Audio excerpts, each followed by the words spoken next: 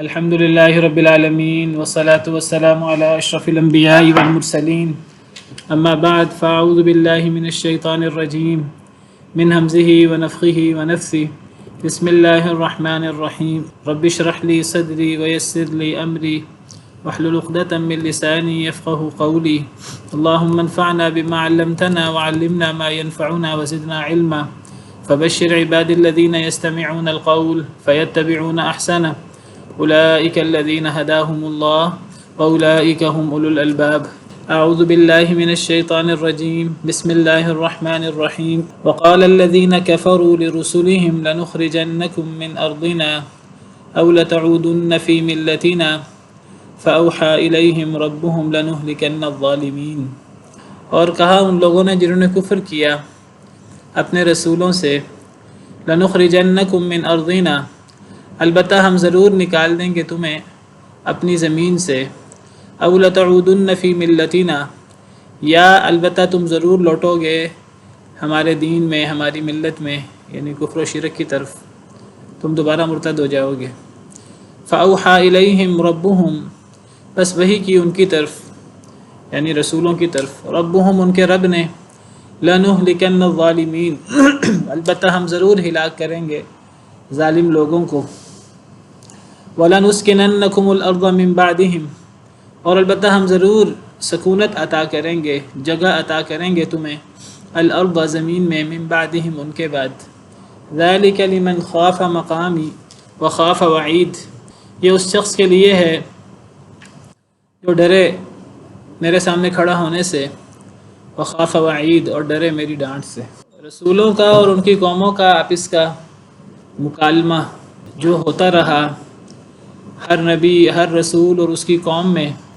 اللہ تعالیٰ جو ہر شے کو جاننے والے ہیں جو ہر شے پر گواہ ہیں ان اللہ علی کل شیء شہید اللہ تعالیٰ رسولوں کا اور ان کی قوموں کا بالعموم جو ان میں مکالمہ ہوتا رہا اللہ وہ بیان کر رہے ہیں یہ خلاصہ ہے یعنی تمام رسولوں اور ان کی تمام قوموں میں اسی طرح آپس میں بات چیت ہوتی رہی یہ ہم 3-4 آیات سے پڑھ رہے ہیں اور یہ بات چیت آپ دیکھ رہے ہیں کہ کس طرح قوموں میں بغض کفر اور اللہ معاف کرے نفرت اپنے نبیوں اور رسولوں کے بارے میں بھری ہوئی ہے اور کس طرح قومیں اپنے رسولوں کی توہین کرتی رہیں کس طرح دو بدو اپنے رسولوں کو جواب دیتی رہیں کس طرح وہ رسولوں کی باتوں کو ہوا میں اڑاتی رہیں کس طرح رسولوں کو وہ اپنے الٹے سیدھے بودے بھونڈے دلائل سے وہ الٹے سیدھے جواب دیتے رہے رسولوں کو رسولوں کی باتیں کتنی سچی کتنی سادہ کتنی سچی کتنی بہترین تھیں کتنی حکمت خیر خواہی کے پر مبنی تھیں کس طرح رسول اپنی قوم کے لیے رحم دل اور خیر خواہ تھے لیکن یہ بھی دیکھیے کہ کس طرح رسولوں نے اپنی قوم کے لیے رحم دلی اور شفقت اور خیر خواہی کا مظاہرہ کیا اور یہ بھی دیکھیں کہ قوم نے آگے سے کتنا بدترین رویہ رکھا اب یہی آیت کریمہ دیکھ لیجئے ابھی یہی موضوع جاری ہے قوموں کا اور رسولوں کا پچھلی 2 آیات میں ہم نے رسولوں کا جواب پڑھا ہے جو کفار نے اعتراضات کیے تھے تو رسولوں نے اس کا جواب دیا کفار نے 3 اعتراضات کیے تھے ایک اعتراض یہ تھا کہ تم تو بشر ہو ہمارے جیسے اور بشر رسول یا نبی کیسے ہو سکتا ہے اس کا جواب دیا رسولوں نے کہ واقعی ہم بشر ہیں لیکن اللہ تعالیٰ اپنے بندوں میں سے جس پر چاہے احسان کر کے اسے نبی بنا دے رسول بنا دے اللہ کے لیے کوئی مشکل نہیں ہے بشر رسول ہو سکتا ہے ایک اعتراض قوموں کا یہ تھا کہ آپ ہمارے من پسند معجزے نہیں لاتے دلیل نشانی نہیں پیش کرتے تو رسولوں نے کہا کہ ہم اپنی مرضی سے نشانی نہیں لا سکتے جب اللہ کا حکم ہوگا تو نشانی آ جائے گی تیسرا اعتراض قوموں کا یہ تھا کہ تم ہمیں ہمارے آباء و اجداد کی پیروی سے ہمیں دور کرنا چاہتے ہو ہم تو اپنے آباء و اجداد کے نقش قدم پر چلنا چاہتے ہیں یہ اتنی بودی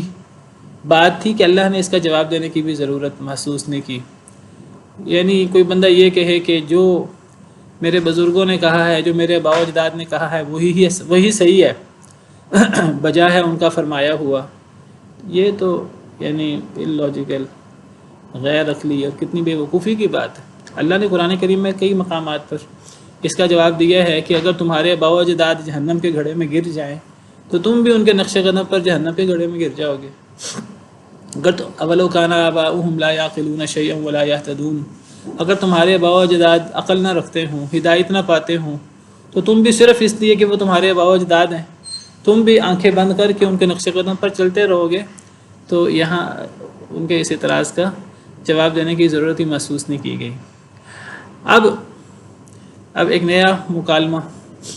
اب قومیں کیا کہتی رہیں، کفار کیا کہتے رہے اپنے رسولوں سے، یہ بالعموم تذکرہ ہو رہا ہے. کسی خاص قوم کا کسی خاص رسول کی بات نہیں ہے، یہ ایک عمومی تذکرہ ہے. جس طرح اگر انبیاء کرام علیہم السلام کے قصے بیان کیے جائیں، ان کی قوموں کے قصے بیان کیے جائیں، پھر اس سے کچھ نتائج اخذ کیے جائیں، یہ آپ سمجھیے کہ یہ مشترکہ نتائج ہیں انبیاء رسولوں اور ان کی قوموں کے آپس میں جو مکالمے ہوتے رہے. تو یہ بالعموم قوموں کے یہ اعتراضات رہے، انبیاء کرام علیہم السلام کے یہ جواب رہے. اب جو بالعموم قومیں اپنے رسولوں کو کہتی رہیں، اور آپ دیکھیے آپ حیران ہوں گے، یہ ساری چیزیں ایسی ہیں جو سیدنا نوح علیہ السلام سے لے کر نبی کریم صلی اللہ علیہ وسلم تک نبی اپنی قوم کو خیر خواہی کے ساتھ، رحم دلی، جذب حکمت کے ساتھ دعوت دیتے رہے. قومیں آگے سے بدترین طریقے سے، برے طریقے سے، زبانی طور پر بھی نبیوں کو تنگ کرتی رہیں، جسمانی طور پر بھی نبیوں کو تکلیف دیتی رہیں، حتیٰ کہ کئی نبیوں رسولوں کو شہید بھی کر دیا. یہ صرف آپ غور کریں، یہ صرف حضرت نوح علیہ السلام سے لے کر نبی صلی اللہ علیہ وسلم تک نبیوں کا اور قوموں کا آپس کا معاملہ نہیں ہے. یہ معاملہ آپ کو آج بھی ہو بہو اسی طرح ملے گا. آج بھی کفار، نبی صلی اللہ علیہ وسلم کے دور کے کفار، ان کا بھی یہی رویہ تھا. آج کے کفار لے لیجئے، ہندو لے لیجئے، مجوسی لے لیجئے، عیسائی، یہودی، جین مت، سکھ اور دیگر لوگ لے لیجئے، آج بھی لوگوں کے یہی اعتراضات. آج رسول نہیں ہیں، آج رسولوں کے ورثاء ہیں جو علماء حق ہیں. تو علماء حق کے وہ یہی جوابات ہوتے ہیں. پہلے رسولوں کی قومیں کچھ نہیں سنتی تھیں، آج داعی حضرات کی باتیں قومیں کچھ نہیں سنتی. بلکہ آج تو اللہ معاف کرے، معاملہ اس سے بھی دو ہاتھ آگے آ چکا ہے. اللہ تعالی ہمیں ہدایت دے. آج تو اپنے آپ کو مسلمان کہلانے والے وہ دین سے اتنا دور ہو چکے ہیں کہ بعض دفعہ وہ اعتراضات، وہ باتیں جو پچھلے دور کے کفار کرتے تھے، وہ باتیں آج کے مسلمان کہلانے والے کرتے ہیں. یہ جو نبیوں کے قصے اور اللہ تعالیٰ قوموں کے قصے بیان کر رہے ہیں، ہمارے لیے کیا سبق ہے؟ یہ تو کہاں لوگ اعتراض کرتے ہیں یہ تو کہانیاں ہیں پہلے لوگوں کی. نہیں، کہانیاں نہیں ہیں. ہمارے لیے ان میں عبرت ہے، نصیحت ہے، غور و فکر کرنے کا بہت موقع ہے. فَقْصُصِ الْقَصَصَ لَعَلَّهُمْ يَتَفَكَّرُونَ. اللہ فرماتے ہیں اے نبی صلی اللہ علیہ وسلم اپنی قوم پر قصے بیان کیجئے تاکہ لوگ غور و فکر کریں. یہ ہمارے لیے غور و فکر، سوچ و بچار کا ایک بہت بڑا ذریعہ ہے، سیکھنے کا بہت بڑا ذریعہ ہے. اور آیت کریمہ میں اللہ فرماتے ہیں لَقَدْ كَانَ فِي قَصَصِهِمْ عِبْرَةٌ لِأُولِي الْأَلْبَابِ. یہ پرانے قصوں میں عبرت ہے، نصیحت ہے عقل مندوں کے لیے. لیکن یہ عبرت کون حاصل کرتا ہے؟ جو عقل مند ہو. یعنی آپ یہ بات محسوس کریں گے کہ یہ جو قوموں کے کفار کے اعتراضات ہیں نبیوں رسولوں کے بالمقابل، یہ اعتراض ہو بہو آج کے کفار کے تو ہیں ہی ہیں، آج کے مسلمان کہلانے والوں کے یہ اعتراض ہیں کہ نہیں؟ کیا خیال ہے؟ یہ جو تین باتیں ہم نے پیچھے پڑھی ہیں قوموں کے اعتراضات کے، آپ تو بشر ہیں، ہر قوم نے اپنے نبی پر یہ اعتراض کیا. آج مجھے بتائیے، آج تو کفار تو یہ اعتراض کرتے ہی کرتے ہیں، آج مسلمان بھی یہ اعتراض کرتے کہ نہیں کرتے؟ مسلمان کہلانے والے اپنے آپ کو، بالکل ان کا ہو بہو یہی اعتراض ہے. پچھلے لوگ کہتے تھے کہ یہ بشر ہیں، لہٰذا بشر ہونے کا مطلب ہے کہ یہ رسول نہیں ہے. آج مسلمان کہلانے والے کیا کہتے ہیں؟ وہ کہتے ہیں کہ یہ سارے رسول تھے اللہ کے نبی تھے، اللہ نے ان کو نبی رسول بنایا تھا، چونکہ وہ نبی رسول تھے لہذا بشر نہیں تھے۔ مجھے بتائیے دونوں باتوں میں جوہری فرق کیا ہے؟ پچھلی قومیں کہا کرتی تھیں چونکہ وہ بشر ہیں لہذا رسول نہیں ہیں، کافر تو یہ بات کہتے ہیں، آج مسلمان کہلانے والے یہ بات کہتے ہیں کہ نبی چونکہ وہ نبی ہیں لہذا وہ بشر نہیں ہیں۔ مطلب تو دونوں باتوں کا ایک ہی ہوا۔ پچھلی قومیں کہتی تھیں کہ بشر رسول نہیں ہو سکتا، آج بھی مسلمان کہلانے والے جس بات کا اللہ نے قرآن کریم میں پتہ نہیں کتنی مرتبہ جواب دیا، آج بھی لوگ کہتے ہیں کہ وہ نبی تھے لہٰذا وہ بشر نہیں تھے، وہ نورانی مخلوق تھے، وہ فرشتے تھے۔ اللہ قرآن میں جگہ جگہ خود بھی اللہ کہتے ہیں، اور اللہ تعالیٰ نبیوں سے بھی کہلواتے ہیں، قُلْ لَا أَقُولُ لَكُمْ عِنْدِي خَزَائِنُ اللَّهِ وَلَا أَعْلَمُ الْغَيْبَ وَلَا أَقُولُ لَكُمْ إِنِّي مَلَكٌ۔ اے نبی صلی اللہ علیہ وسلم آپ کہہ دیجئے میرے پاس اللہ کے خزانے نہیں۔ ہم کہتے نہیں نبیوں کے پاس اللہ کے خزانے ہیں۔ نبی حاجت روا مشکل کشا، جس کو چاہیں جو مرضی دے دیں، جس کو چاہیں اپنی زیارت کے لیے بلا لیں، جس کو چاہیں حج پہ بلا لیں۔ آج مسلمان یہ باتیں کہتے ہیں، وَلَا أَعْلَمُ الْغَيْبَ میں غیب نہیں جانتا۔ آج مسلمان کہتے ہیں نہیں غیب جانتے ہیں، نبی بھی غیب جانتے ہیں، ولی بھی غیب جانتے ہیں، پیر فقیر بھی غیب جانتے ہیں۔ نبی کہتے رہے وَلَا أَقُولُ لَكُمْ إِنِّي مَلَكٌ، میں تمہیں نہیں کہتا کہ میں فرشتہ ہوں، یعنی میں بشر ہوں۔ کافر تو یہ بات کہتے ہی ہیں کہ بشر نبی نہیں ہو سکتا، لیکن آج مسلمان کہلانے والے بھی کہتے ہیں کہ یہ فرشتے یا نورانی مخلوق ہیں، یا وہ ظاہراً بشر تھے اندر سے وہ فرشتے تھے، یا نورانی مخلوق تھے، یا وہ نور تھے۔ نبی صلی اللہ علیہ وسلم کا واضح فرمان ہے کہ تمام کے تمام انسان آدم سے ہیں اور آدم مٹی سے تھے، بشمول نبی کریم صلی اللہ علیہ وسلم اور دیگر انبیاء۔ یہ کہتے ہیں نہیں نبی تو نور سے ہیں۔ بھئی نور سے کون ہوتا ہے؟ نور سے تو فرشتے ہوتے ہیں۔ تو یہ باتیں کافر تو کہتے ہی ہیں۔ آج کے مسلمانوں کو کیا ہو گیا ہے؟ مسلمان بھی یہ بات کہتے ہیں۔ دوسری بات دیکھیے، وہ کہتے تھے ہم نے آباء و اجداد، یہ ہمیں آباء و اجداد کے دین سے روکنا چاہتے ہیں۔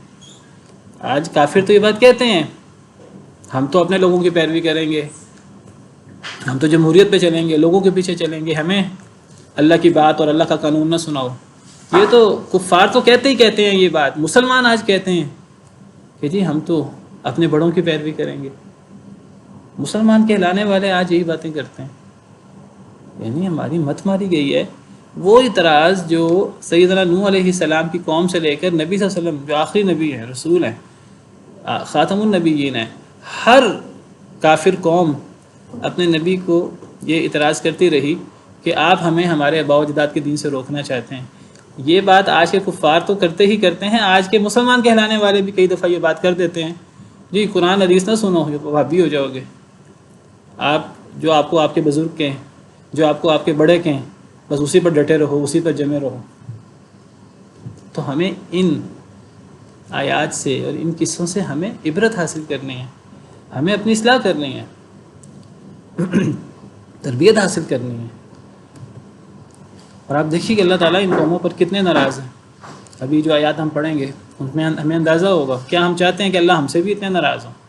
اگر ہم ان جیسے لوگوں کے انجام سے بچنا چاہتے ہیں تو ہمیں ان کے طور طریقوں کو چھوڑنا ہوگا، ہمیں مسلمانوں کا طور طریقہ اپنانا ہوگا جو نبیوں کا اور نبیوں کے ساتھیوں کا طور طریقہ تھا، جن کو اللہ نے ہمیشہ نجات دی۔ اب آپ دیکھیے اللہ فرماتے ہیں وقال الذین کفروا لرسلہم، کافروں نے اپنے رسولوں سے کہا لنخرجنکم من ارضنا، البتہ ہم ضرور نکال دیں گے تمہیں اپنی سرزمین سے، او لتعودن فی ملتنا، یا تم ضرور لوٹو گے ہمارے ملت میں، ہمارے دین میں۔ کیا مطلب؟ ہمیں تمہاری دعوت، تمہاری توحید، تمہارا اسلام ہمیں برداشت نہیں ہے۔ دو ہی باتیں، دو آپشن ہیں آپ کے سامنے۔ قوموں نے رسولوں سے کہا وہ تو رسول تھے اللہ کے، وہ تو اللہ کے علاوہ کسی سے ڈرتے نہیں تھے، اللہ کے علاوہ کسی پر توکل نہیں کرتے تھے، ہم نے پیچھے پڑھا۔ لیکن قومیں متفق ہو گئیں اور وہ اپنے نبیوں سے کہنے لگیں دو آپ کے پاس آپشن ہیں، آپ ہمیں دین کی دعوت نہ دیں، اگر آپ ہمیں دین کی دعوت دیں گے تو ہم آپ کو یہاں رہنے نہیں دیں گے، ہم آپ کو یہاں سے ہجرت کرنے پر، ہم آپ کو یہاں سے نکلنے پر مجبور کر دیں گے، یا پھر آپ کو مرتد ہونا پڑے گا۔ اپنی دعوت کو چھوڑنا پڑے گا، یا اپنی دعوت کو چھوڑ دو، ہماری طرح قریش کہتے تھے ہماری طرح دین ابراہیمی پر آ جاؤ، یہود کہتے ہیں ہماری طرح یہودی بن جاؤ، عیسائی کہتے ہیں ہماری طرح عیسائی بن جاؤ، اپنا دین چھوڑ دو، ورنہ ہم تمہیں یہاں رہنے نہیں دیں گے، پنپنے نہیں دیں گے، دعوت نہیں دینے دیں گے۔ اور یہ بات آج مسلمان کہلانے والے، آج مسلمانوں کو، وہ مسلمان جو بدعات، گمراہی، جہالت میں پڑے ہوئے ہیں، آج کوئی قرآن و سنت کا پرچم لے کر اٹھے، آج دعوت دے تو پل پڑتے ہیں لوگ آگے سے، لوگ کہتے ہیں کہ تم ہمیں قرآن حدیث سناتے ہو، ہمیں قرآن حدیث نہیں چاہیے، اگر تمہیں یہ باتیں اتنی اچھی لگتی ہیں یہاں سے چلے جاؤ، یا پھر تمہاری طرح ہو جاؤ۔ یہی بات کفار اپنے رسولوں سے کہتے رہے کہ ہم تمہیں اپنی زمین سے نکال دیں گے۔ ہر نبی کو اس کی قوم نے یہ بات کہی ہے، ہر نبی کو ان خطرات کا، خوف کا، ان چیزوں کا سامنا کرنا پڑا، لیکن وہ اللہ کے نبی تھے، اللہ کے رسول تھے، ان کا اللہ پر اعتماد تھا، وہ ڈرتے نہیں تھے ان چیزوں سے۔ قوم شعیب کو ان کی قوم نے کہا قال الملأ الذين استكبروا من قومه، 9واں پارہ شروع ہوتا ہے، قال الملأ الذين استكبروا من قومه لنخرجنك يا شعيب والذين آمنوا معك من قريتنا أو لتعودن في ملتنا، کہ حضرت شعیب علیہ السلام کی قوم کے سرداروں نے حضرت شعیب علیہ السلام سے کہا لنخرجنك يا شعیب، اے شعیب ہم تمہیں اپنی زمین سے نکال دیں گے، او لتعودن فی ملتنا، یا تم اپنی دعوت چھوڑ کر ہمارے جیسے بن جاؤ، تم بھی شرک کرو، تم بھی ناپ تول میں کمی کرو، ہمیں تم بہت نیک نہ بنو، ہمیں تم ماپ تول کو چھوڑنے کی ہمیں باتیں نہ کرو، تم اتنا نیک نہ بنو۔ حضرت شعیب علیہ السلام کو ان کی قوم نے کہا کہ آپ بڑے انک لانت الحلیم الرشید، آپ بڑے حلیم اور بڑے نیک بنتے ہیں، اتنے نیک نہ بنیں، ہمیں کرنے دیں جو ہم کرنا چاہتے ہیں۔ اللہ معاف کرے، ہر نبی کو اس کی قوم نے یہ دھمکایا ہے، ڈرایا ہے، اور صرف زبان سے ڈرایا دھمکایا نہیں ہے، جو کچھ ان سے بن پڑا انہوں نے کیا ہے۔ نبی صلی اللہ علیہ وسلم تک کو نکلنا پڑا، ایک دفعہ نہیں، دو دفعہ، تین دفعہ صحابہ کرام کو ہجرت کرنی پڑی، ہجرت حبشہ پہلی، دوسری، پھر ہجرت مدینہ۔ پتہ لگا کہ جو بھی حق کا علم لے کر اٹھے گا آزمائشوں کا سامنا کرنا پڑے گا، یہ دین کو تھامنا آسان نہیں ہے۔ نبی صلی اللہ علیہ وسلم نے فرمایا کہ جو بندہ حق کی بات کرتا ہے، جو بندہ دین کی بات کرتا ہے، وہ گویا انگارے کو ہاتھ میں پکڑتا ہے، اتنا آسان نہیں ہے۔ ہمیں کیا ہے، ہم تھوڑی سی کسی کو نماز کی بات کر دیں، کوئی دین کی بات کر دیں، کوئی حجاب داڑھی کی بات کر دیں، کوئی اللہ رسول کی پیروی کی بات کر دیں، تو اگلے لوگ کاٹ کھانے کو دوڑتے ہیں۔ تو یہ دین کی بات کرنا یہ کوئی اتنا آسان نہیں ہے، اور یہ کوئی بھی دین کی بات کرے گا تو مشکلات کا سامنا کرنا پڑے گا۔ وہ آگے سے یہ شکوہ کرنا شروع کر دے کہ جی مجھے کوئی دین کی بات کرنے نہیں دیتا، یہ شکوہ کرنے کی ضرورت نہیں ہے۔ اللہ کے نیک بندوں کو، اللہ کے نبیوں کو، اللہ کے رسولوں کو اس سے زیادہ آزمائشوں کا سامنا کرنا پڑا۔ ہم تمہیں اپنی زمین سے نکال دیں گے یا تم ہماری ملت میں واپس لوٹ جاؤ، نبیوں کو ان کی قوموں نے کہا۔ قوموں نے تو ڈرایا، ان کا کام ہے ڈرانا، اور ہمیشہ باطل، کفر، نفاق، فسق و فجور ہمیشہ ڈراتا ہے حق کو، لیکن حق والوں کا کام یہ ہے کہ وہ ڈرے نہ، وہ اللہ پہ اعتماد کریں، اللہ پہ توکل کریں۔ اللہ نے اب نبیوں کو کیا نصیحت کی، اللہ نے نبیوں کو کیا ڈھارس دی، وہی ڈھارس آج کوئی دین کی بات کرے، اسے دھمکایا جائے تو یہی ڈھارس، یہی وعدے اس کے لیے بھی ہیں۔ فَأَوْحَى إِلَيْهِمْ رَبُّهُمْ لَنُهْلِكَنَّ الظَّالِمِينَ، تو وہی کی ان کی طرف ان کے رب نے۔ یہاں تو رسولوں کی بات ہے، رسولوں کو اللہ سے ڈائریکٹ رابطہ ہوتا تھا، اللہ وہی کرتے تھے، تسلی دیتے تھے۔ تو جب قوموں نے ڈرایا دھمکایا کہ ہم تمہیں یہاں رہنے نہیں دیں گے، اتنے آپ نیک نہ بنیں، اتنے آپ ہمیں ہمارے معبودوں کو برا نہ کہیں، تو اللہ نے وحی کی رسولوں کو کہ آپ اپنی دعوت پر لگے رہیں، آپ ڈٹے رہیں خندہ پیشانی کے ساتھ، صبر کے ساتھ، حوصلے کے ساتھ، فاعف عنہم واصفح، معاف کریں، درگزر کریں، اعرض عنہم، منہ موڑ لیں ان سے، آپ لگے رہیں، دعوت دیتے رہیں، ایک وقت آئے گا کہ ہم ظالموں کو ہلاک کر دیں گے۔ آپ اگر اپنے دین پر ڈٹے رہیں گے، آزمائشیں آئیں گی، مشکلات آئیں گی، لیکن ایک وقت آئے گا کہ آخر کار غلبہ آپ کا ہوگا، آخر کار ہلاکت، بربادی، آخر کار ہار ظالموں کا مقدر ہوگی۔ یہ اللہ کا وعدہ تمام نبیوں کے ساتھ، تمام نیک لوگوں کے ساتھ، تمام داعی حضرات کے ساتھ۔ صرف اللہ نے یہ نہیں فرمایا کہ ہم ظالموں کو ہلاک کریں گے، اللہ نے فرمایا وَلَنُسْكِنَنَّكُمُ الْأَرْضَ مِنْ بَعْدِهِمْ، البتہ ہم ضرور تمہیں سکونت دیں گے زمین میں، جس سرزمین سے یہ بدبخت، یہ کفار تمہیں نکالنا چاہتے ہیں، ہم اس زمین کا مالک تمہیں بنا دیں گے، تمہاری بجائے انہیں نکلنا پڑے گا دم دبا کر۔ آپ ڈٹے تو رہیں، آپ ثابت قدمی استقامت کا مظاہرہ تو کریں، پھر دیکھیے اللہ کا کام کیا ہوتا ہے اور اللہ کی مدد کیسے آتی ہے۔ اس زمین کی سکونت ہم تمہیں عطا کریں گے، اس زمین کی خلافت ہم تمہیں عطا کریں گے، من بعدہم، ان لوگوں کے بعد۔ یہ لوگ یہاں نہیں رہ سکیں گے، یہ تمہیں نکالنے والے، تمہیں دھمکیاں دینے والے، تمہیں ڈرانے والے، یہ ڈریں گے، یہ یہاں سے نکلیں گے، انہیں دم دبا کر بھاگنا پڑے گا، یا یہ اسلام قبول کر لیں گے، یا انہیں دم دبا کر بھاگنا پڑے گا، اور اس جگہ کے وارث تم بن جاؤ گے۔ اللہ کے وعدے ہیں، یہ ہمارے عقیدے کا، ایمان کا مسئلہ ہے، اور جس کا یہ ایمان نہیں ہے تو اس کا ایمان صحیح نہیں ہے، جو ڈرتا رہتا ہے ہر وقت تو ایمان کی کمزوری ہے، یہ شک و شبہ ہے، یہ مرض ہے دل کا، جو ڈر جائے ڈرانے والوں سے، ایمان کی کمزوری ہے۔ جو ایمان پکے ایمان والے ہوتے ہیں وہ کبھی نہیں ڈرتے ان چیزوں سے، وہ ڈٹے رہتے ہیں۔ سیدنا ابراہیم علیہ السلام اکیلے تھے، ڈٹے رہے۔ ہم تمہیں سکونت عطا کریں گے زمین میں ان کے بعد، لیکن یہ چیز کس کو حاصل ہے؟ ہر ایرے غیرے کو، ہر نام کے مسلمان کو نہیں۔ ذالک لمن خاف مقامی وخاف وعید، یہ خوشخبری، یہ وعدے اس شخص کے لیے ہیں جو میرے سامنے کھڑا ہونے سے ڈرے، جو اللہ کی نافرمانی کرنے سے سوچے کہ میں فلاں کام کروں تو کانپ کے رہ جائے کہ اللہ ناراض ہوگا، میں اللہ کے سامنے کیا جواب دوں گا قیامت کے دن، تو اللہ کا ڈر اسے اللہ کے نافرمانی سے روک دے۔ جو اللہ سے ڈرے اس کو پھر یہ مقام حاصل ہوتا ہے کہ آخر کار جیت اس کا مقدر ہوتی ہے۔ یہ اس کے لیے ہے جو میرے سامنے کھڑا ہونے سے ڈرے، دنیا میں اور قیامت میں، آخرت میں اللہ مجھ سے پوچھ کچھ نہ کر لیں، میں نے ماپ تول میں کمی نہیں کرنی۔ کیوں؟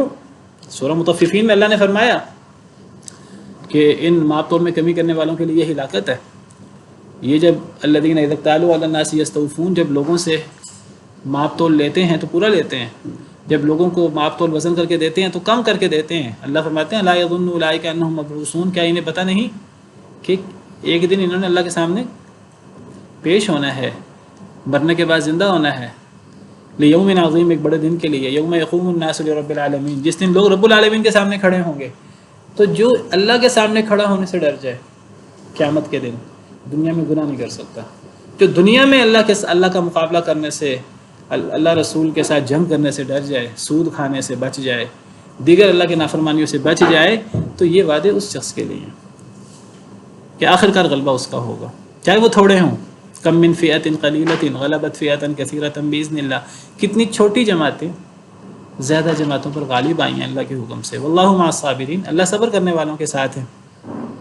یہ فتوحات، یہ وعدے اس کے لیے ہیں جو میرے سامنے کھڑا ہونے سے ڈرے، متقی ہو جو، اور جو ڈرے میری ڈانٹ سے۔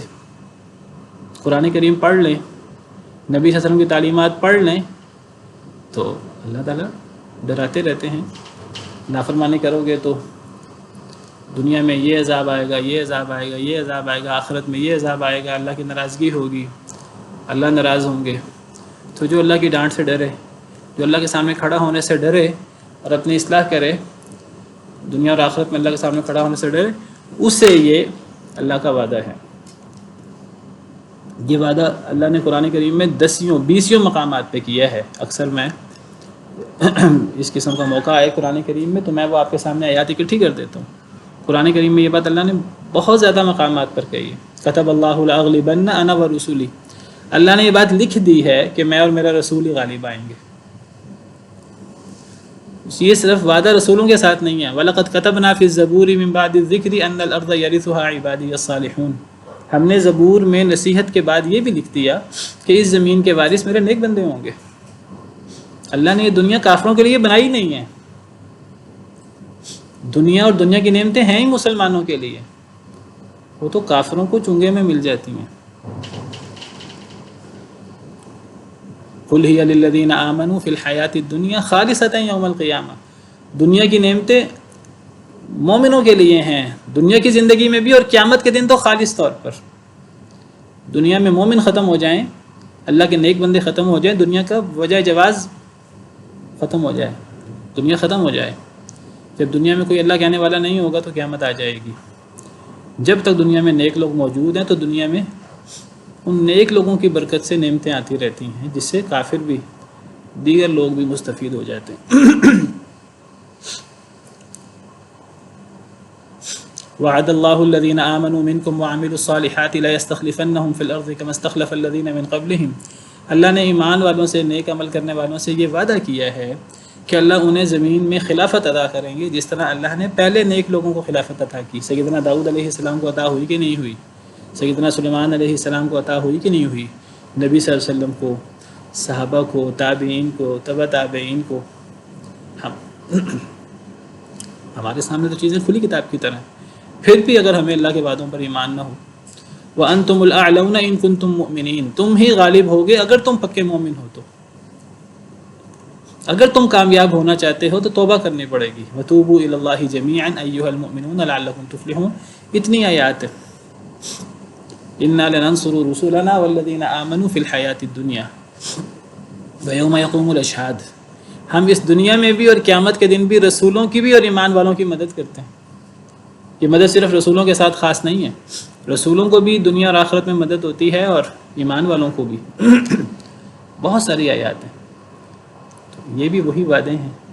ہم کہیں کہ کیسے ہوگا، وسائل نہیں ہیں، ہم تو بڑی مشکلات کا شکار ہیں، اللہ کے لیے کوئی مشکل نہیں ہے۔ ہم اللہ سے اپنا تعلق مضبوط، یہ ساری مشکلات اللہ سے تعلق کمزور ہونے کی وجہ سے، قرآن سے تعلق کمزور ہونے کی وجہ سے، سود کھانے کی وجہ سے، اللہ رسول کے نافرمانی کی وجہ سے، دنیا کو ترجیح دینے کی وجہ سے ہے، موت سے ڈرنے کی وجہ سے۔ اگر ہم موت سے ڈرنا چھوڑ دیں، اللہ کی ملاقات کو پسند کریں، آخرت کو دنیا پر ترجیح دیں، تو کوئی وجہ نہیں ہے کہ کچھ ہی سالوں میں اللہ تعالیٰ مسلمانوں کو غلبہ دے دے۔ یہ اللہ کے وعدے ہیں اور یہ ہمارے ایمان کا مسئلہ ہے، ہمارے یقین کا مسئلہ ہے۔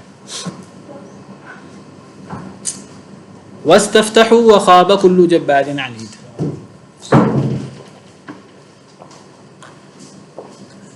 ان آیات کو صرف پرانے نبیوں اور ان کی قوموں کے طور پر نہ پڑھیں، ان کو اپنے حالات پر منطبق کریں ان آیات کو۔ وَاسْتَفْتَحُوا، انہوں نے فتح مانگی، فیصلہ مانگا اللہ سے۔ وَخَابَ كُلُّ جَبَّارٍ عَنِيدٍ، اور نامراد ہو گیا ہر سرکش، ہر ضدی۔ کس نے فیصلہ مانگا، کس نے فتح مانگی؟ بعض مفسرین کی رائے یہ ہے کہ نبیوں نے، رسولوں نے اللہ سے دعائیں کی کہ اے اللہ تعالیٰ، یہ کافر سرکشی میں، ظلم و ستم میں حد سے بڑھ گئے ہیں۔ دیکھیے فتح کے وعدے تو ہیں، نبی صلی اللہ علیہ وسلم سے بھی اللہ نے کیسر و کسریٰ پر غلبہ پانے کے وعدے کیے تھے، لیکن شروع میں آزمائشیں آتی ہیں، مشکلات آتی ہیں، خندہ پیشانی سے ان کو برداشت کرنا پڑتا ہے۔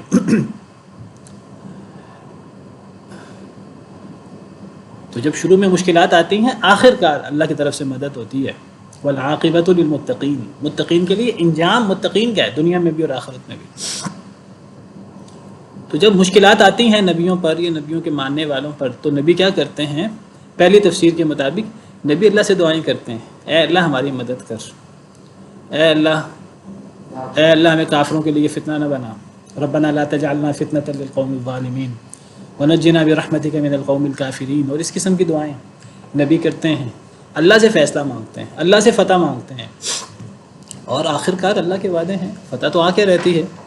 پھر کیا ہوتا ہے کہ جب نبی اللہ سے فیصلہ مانگیں، اللہ سے دعائیں کریں، اللہ سے فتح مانگیں، پھر اللہ کا جو لکھا ہوا ہے وہ پورا ہو کر رہتا ہے۔ پھر کیا ہوتا ہے، ہر سرکش، جو جتنا بڑا سرکش ہوتا ہے، جتنا بڑا ضدی ہوتا ہے، وہ اتنا نامراد ہوتا ہے۔ قریش کے بڑے بڑے سردار بدر کے کنویں میں اوندے منہ گرائے گئے کہ نہیں گرائے گئے؟ ابو جہل اور بڑے بڑے سردار، ان کے ساتھ کیا ہوا؟ اللہ کے وعدے پورے ہوئے ہیں۔ وَاسْتَفْتَحُوا وَخَابَ كُلُّ جَبَّارٍ عَنِيدٍ، انہوں نے فتح مانگی اللہ سے، دعائیں کی، فیصلے مانگے نبیوں نے، نیک لوگوں نے، اللہ کا فیصلہ آ گیا، اور کون نامراد ہوا آخر کار؟ ہر جتنا بڑا جابر تھا، جتنا بڑا ضدی تھا، وہ اتنا زیادہ ذلیل ہوا، اتنا زیادہ اللہ کے عذاب کا شکار ہوا۔ بعض مفسرین کہتے ہیں وَاسْتَفْتَحُوا کا فاعل کفار ہے، کفار نے اللہ سے فیصلہ مانگا۔ یعنی دیکھیے، انسان گناہ کرتا ہے، دل پر سیاہ نقطہ لگ جاتا ہے، پھر گناہ کرتا ہے، توبہ نہیں کرتا، مزید نقطہ لگ جاتا ہے، توبہ کر لے تو نقطہ صاف ہو جاتا ہے۔ مسلمان سے کمیاں کوتاہیاں بھی ہو جاتی ہیں، مسلمان توبہ کر لے، نقطے صاف ہوتے رہتے ہیں۔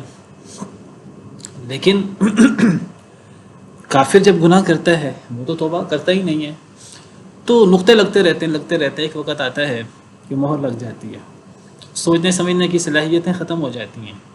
پھر ایک وقت آتا ہے کہ کفار اپنے خلاف دعائیں کرتے ہیں اللہ تعالیٰ سے۔ کیا دعا کرتے ہیں؟ وَاسْتَفْتَحُوا کی دوسری تفسیر کہ کفار نے اللہ سے فیصلہ مانگا۔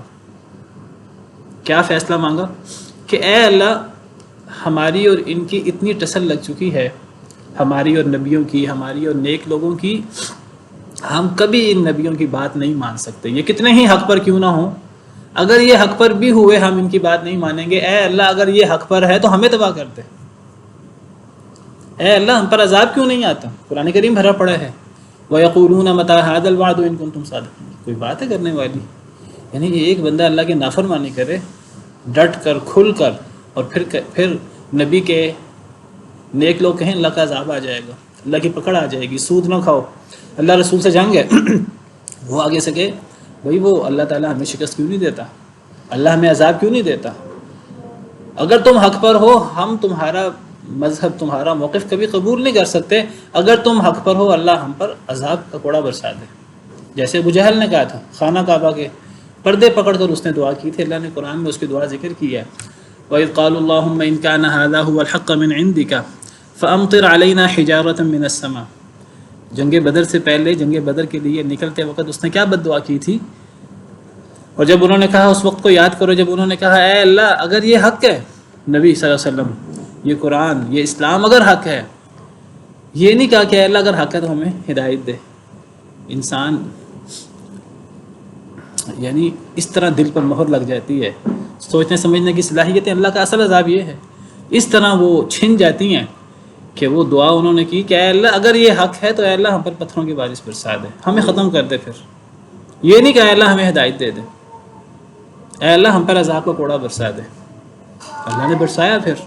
تو دونوں تفسیریں ہیں۔ وَاسْتَفْتَحُوا کا فاعل نبی، نیک لوگ بھی ہو سکتے ہیں، انہوں نے فتح مانگی، انہوں نے فیصلہ مانگا، انہوں نے دعائیں کی۔ اور یہ بھی ہو سکتا ہے کہ کفار نے اللہ سے فیصلہ مانگا، اے اللہ اگر یہ صحیح ہیں، ہم نے ان کی بات تو ماننی نہیں ہے، اگر یہ صحیح ہیں تو اے اللہ ہمیں تباہ و برباد کر دے۔ دونوں تفسیریں موجود ہیں، انہوں نے فیصلہ مانگا نبیوں نے یا کفار نے، اور اللہ کا فیصلہ آیا۔ اور اللہ کا فیصلہ کیا ہے؟ اللہ کا فیصلہ یہی ہے کہ ظالموں نے نامراد ہونا ہے، سرکشوں نے نامراد ہونا ہے، ضدیوں نے نامراد ہونا ہے، نیک لوگوں کی تو مدد ہوگی۔ یہ اللہ کا وعدہ ہے، یہ اللہ کی ایسی سنت ہے جس میں کبھی تبدیلی نہیں ہو سکتی۔ سنت اللہ التی قد خلت من قبل ولن تجد لسنت اللہ تبدیلا۔ آپ دیکھیے قریش مکہ ہیں، نبی صلی اللہ علیہ وسلم کو مکہ سے نکلنے پر مجبور کر دیا، نبی صلی اللہ علیہ وسلم نکل گئے، لیکن اسی مکہ میں دوبارہ فتح یاب ہو کر داخل ہوئے۔ اللہ کا وعدہ کیسے پورا ہوا؟ یہ تو اللہ تعالیٰ کفار کے بارے میں بات کر رہے ہیں، کفار تو اللہ کے وعدوں پر کبھی بھی ایمان نہیں رکھتے۔ آج ہم مسلمانوں کا سب سے بڑا مسئلہ اللہ کے وعدوں پر ایمان کیا ہے۔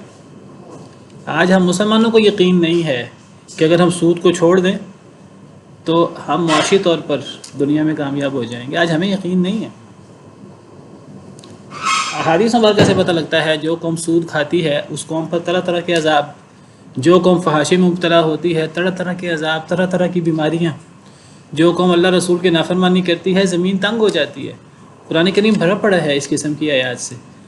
آج ہمیں قرآن اور قرآن کی ان آیات اور ان باتوں پر یقین نہیں ہے. آج ہم کہتے ہیں اگر ہمیں معاشی ترقی کرنی ہے تو ہمیں فلاں جاپان کا طور طریقہ اپنانا ہوگا، ہمیں سویڈن کا طور طریقہ اپنانا ہوگا، ہمیں امریکہ کا طور طریقہ اپنانا ہوگا، ہمیں یورپ کا، اسرائیل کا طور طریقہ اپنانا ہوگا. اللہ معاف کرے. آج ہمارا سب سے بڑا مسئلہ اللہ کے وعدوں پر ہمیں یقین نہیں ہے. نبی صلی اللہ علیہ وسلم کا ارشاد ہے کہ کامیاب کون ہے، کامیاب سب سے بڑا کامیاب کون ہے. آج ہم میں سے کون یہ کامیابی چاہتا ہے کہ جو بندہ مسلمان ہو اللہ اس کو رزق دے، تو جتنا اللہ رزق دے تو وہ پھر اس پر قناعت کرے. آج ہم میں سے کون جس کو جتنا رزق ملا ہے وہ اس پر قناعت کرتا ہے؟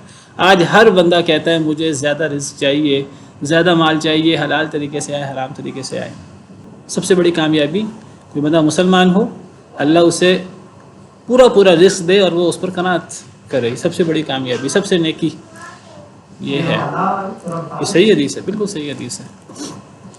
آج ان حدیثوں پر آج ہمارا مسئلہ یہ ہے کہ ہم حکمرانوں کو کوستے ہیں. اپنے اعمال کا ہم نے کبھی جائزہ لیا ہے؟ اپنے اعمال کا ہم جائزہ لیں. آج ہم کہتے ہیں جی فلاں وجہ سے ملک تباہ ہو گیا، برباد ہو گیا. یہ صحیح مسلم کی حدیث ہے. نبی صلی اللہ علیہ وسلم نے فرمایا قد افلح من اسلم ورزق کفافا وقنعه اللہ بما آتا. صحیح مسلم کی حدیث نمبر 1054. وہ بندہ کامیاب ہو گیا. یہ کامیابی کسی کو چاہیے کہ نہیں؟ نبی صلی اللہ علیہ وسلم کا وعدہ ہے. آپ کی زبان اقدس سے حق کے علاوہ کچھ نہیں نکلتا تھا. آپ نے فرمایا کامیابی کیا ہے؟ کامیابی بڑا بینک بیلنس نہیں ہے، کامیابی بڑی نوکری نہیں ہے. کامیابی کیا ہے؟ جو بندہ مسلمان ہو، سب سے پہلے اسلام، پھر اللہ اسے پورا رزق دے، وہ اس پر قناعت اختیار کرے، شکوے شکایت نہ کرے.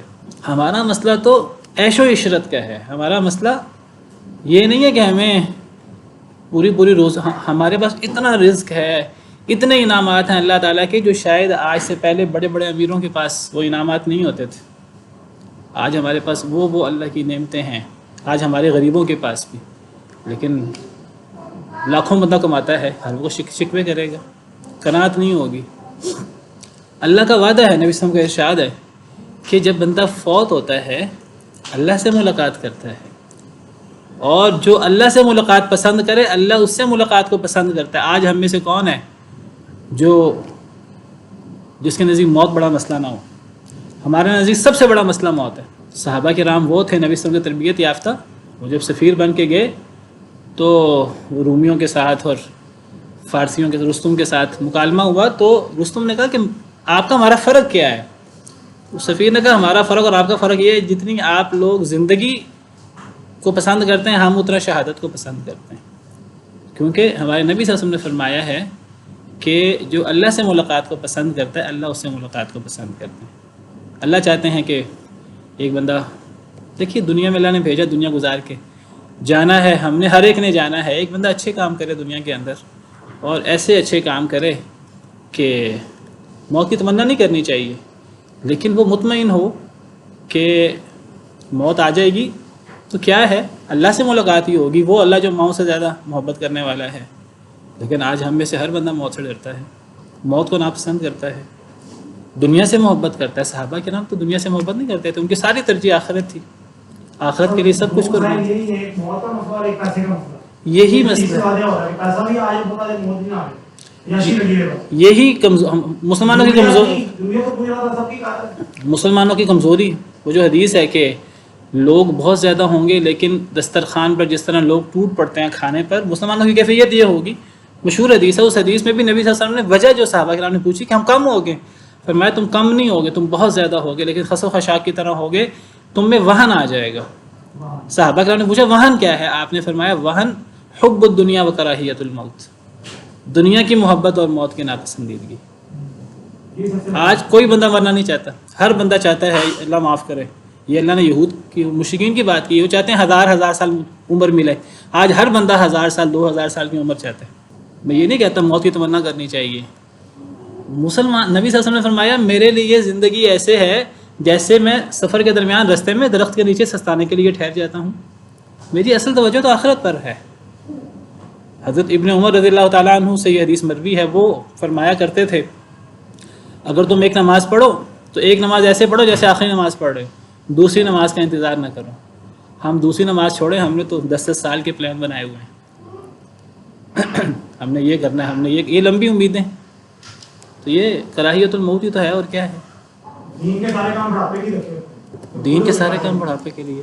تو کچھ کسی جو بھی نہیں رہیں تو ہمارے سارے باتیں کرتے ہیں سارا ہمارا سب سے بڑا مسئلہ مسلمانوں کا آج یہ ہے۔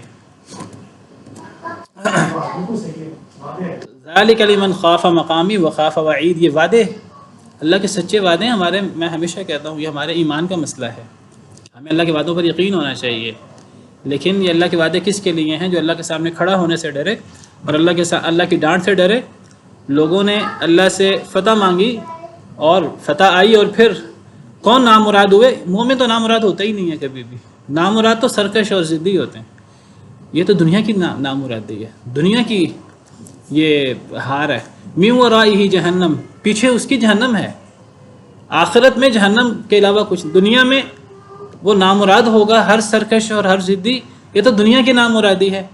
جب دنیا میں نامرادی ملے گی تو آخرت میں کوئی انعام تو نہیں ملے گا، آخرت میں جہنم انتظار کر رہی ہے، جہنم گھات میں ہے۔ من ورائہ جہنم ویسقی من ماء صدید، اور اسے پلایا جائے گا پیپ والے پانی سے، پیپ صدید، پیپ کس چیز کی پیپ؟ جہنمیوں کے گوشت سے اور کھالوں سے جلنے کی وجہ سے، عذاب کی وجہ سے جو بدبودار خون اور پیپ بہے گی، زخموں سے جو پیپ اور بدبودار خون بہتا ہے اس کو صدید کہتے ہیں۔